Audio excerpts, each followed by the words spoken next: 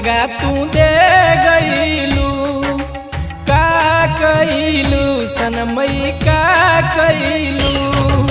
साथ जिए के साथ मरे के वादा तू कईलू, साथी जन्म ले साथ निभाई बकिरिया भी खैलू। छूटी न कइल प्यार छूटी न, टूटी न वादा कब टूटी न। जिस्म जुदा भइल बा भलही दिल तोहरे पास बा, तोहरे नाम जुबा पर बाटे तोहरे सांस बा।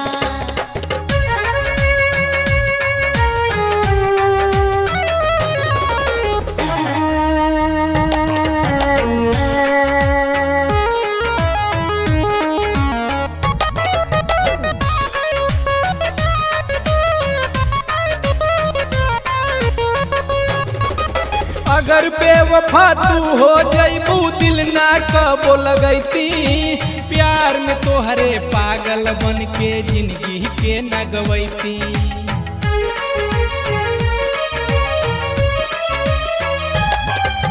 सब कुछ सहलेब मगर बेवफा हम कहना तू बोला।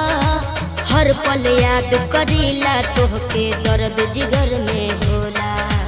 बीच राह में धोखा दे के चल गईलू तू छोड़ के, मजबूरी के तू ना बुझल गइल मुहवा मोड़ के।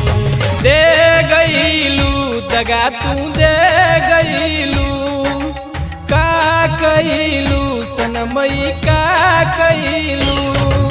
साथ जिए के साथ मरे के वादा तू कईलू, साथी जन्म ले साथ निभाई बकिरिया भी खैलू।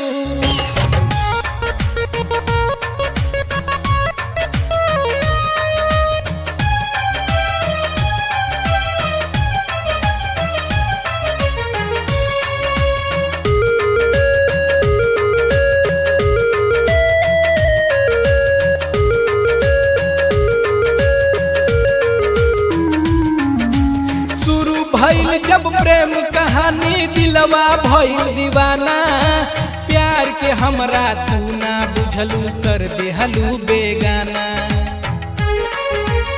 देखा इसे मत बोला, हमरो सुना। तोहके हम ना धोखा दिहली बुझना मजबूरी। घर परिवार के इज्जत राखल बुझली बहुत जरूरी। आजा हमरा पास में ना तो हो जाई बर्बादी। कैसे आई यार भी हमरो हो गइल बा शादी। दे गईलू दगा तू दे गईलू, का कईलू सनमई का कईलू। साथ जिए के साथ मरे के वादा तू कईलू, साथी जन्म ले साथ निभाई बकिरिया भी खैलू।